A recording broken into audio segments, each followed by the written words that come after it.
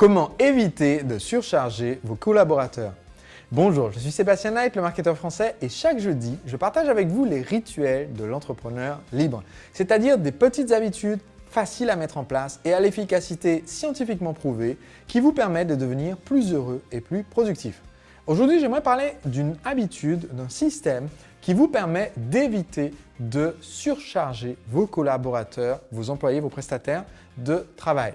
Cette méthode vous permet donc d'éviter de créer le burn-out chez les personnes qui travaillent pour vous et avec vous et vous permettre aussi de réduire considérablement le stress au sein de l'équipe, d'augmenter la productivité au sein de l'équipe et de diminuer également votre stress à vous parce que les conditions de travail sont plus agréables.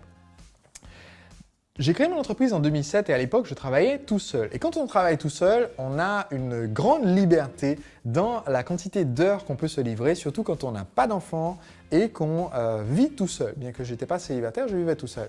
Et donc, ça veut dire qu'on a tendance à travailler soir et week-end et le reste du temps aussi.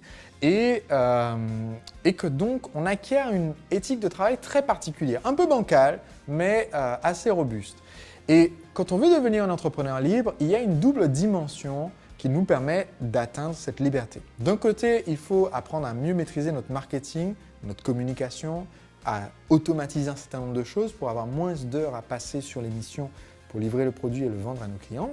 Et d'un autre côté, il nous faut apprendre à déléguer, recruter des personnes à qui on peut transmettre des responsabilités, une partie de la mission.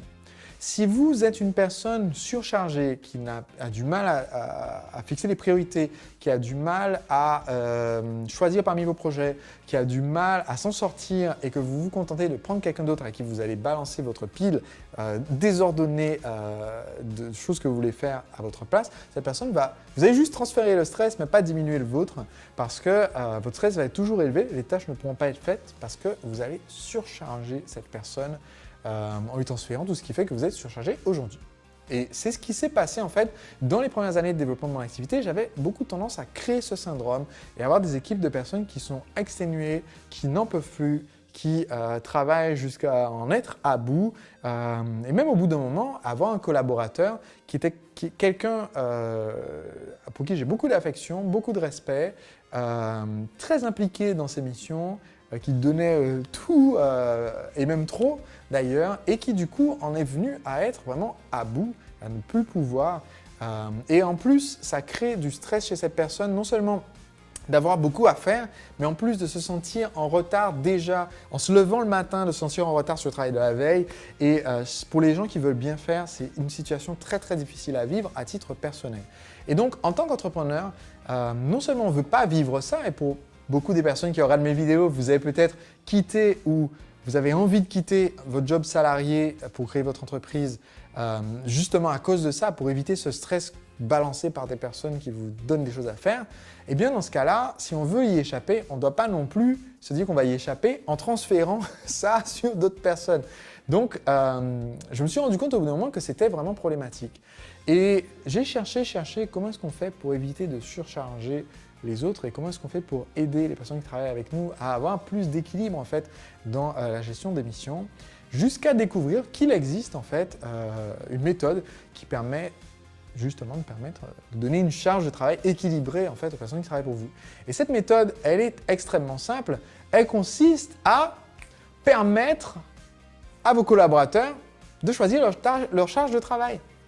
Autrement dit, leur permettre de choisir leur charge de travail, c'est leur permettre d'évaluer par eux-mêmes en fait leurs objectifs, leur permettre d'évaluer par eux-mêmes la façon d'organiser leur temps.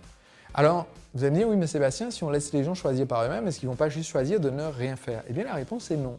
Si vous faites bien le recrutement à la base, et j'ai déjà fait des vidéos spécifiquement sur cette question de recrutement, et notamment sur la méthode Top Grading, qui est la méthode que je recommande pour vos recrutements. Donc si vous cherchez Sébastien Knight Top Grading, vous allez voir la vidéo que j'ai faite où je vous explique le mécanisme. Si vous recrutez les bonnes personnes, vous allez avoir des gens qui sont compétents, qui sont performants, qui ont envie de travailler, qui ont envie de bosser et donc qui sont capables elles-mêmes de jauger et de faire au mieux, qui veulent le faire du moins. Maintenant, pour que ces personnes puissent le faire et l'exécuter, parce que tout le monde n'a pas suivi des formations de productivité, de comment s'organiser et de comment fixer soi-même sa charge de travail, eh bien la méthode que je recommande, que j'ai déjà abordé en partie dans une précédente vidéo sous un autre angle, c'est la méthode de la mêlée. Cette méthode de la mêlée, en anglais, s'appelle la méthode Scrum. Et j'ai abordé cette méthode précédemment parce que je vais vous expliquer une des parties de la méthode Scrum, qui est la communication qu'on fait en équipe tous les jours dans un rendez-vous qui s'appelle le stand-up. Si vous n'avez pas vu cette vidéo, je vous mets aussi le lien dans les ressources sur celle-ci, la vidéo qui explique pourquoi nous faisons ça dans mon équipe. Mais ce qui est intéressant dans la méthode Scrum, c'est que c'est une méthode qui permet aussi aux membres de l'équipe de jauger d'eux-mêmes leur charge de travail.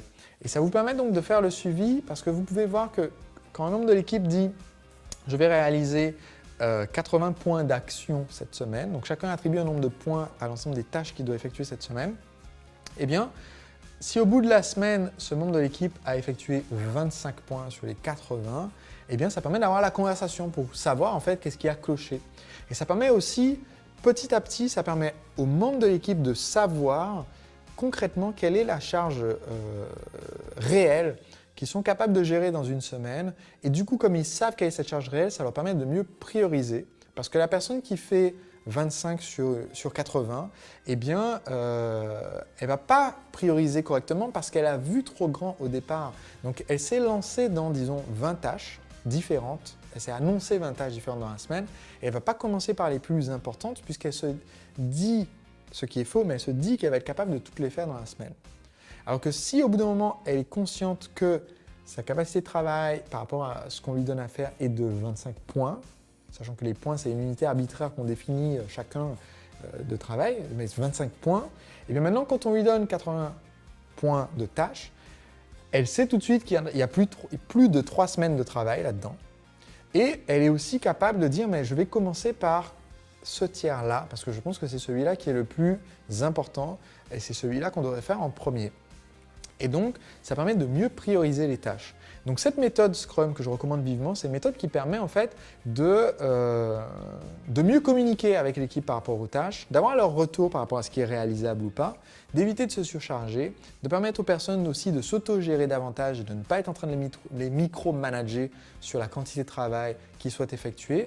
Et de toute façon, sachez que si vous avez quelqu'un, c'est sûr que si vous avez quelqu'un qui d'une semaine sur l'autre fait un point de travail, sachant que c'est auto-attribué et que vous voyez concrètement le travail qui est fait.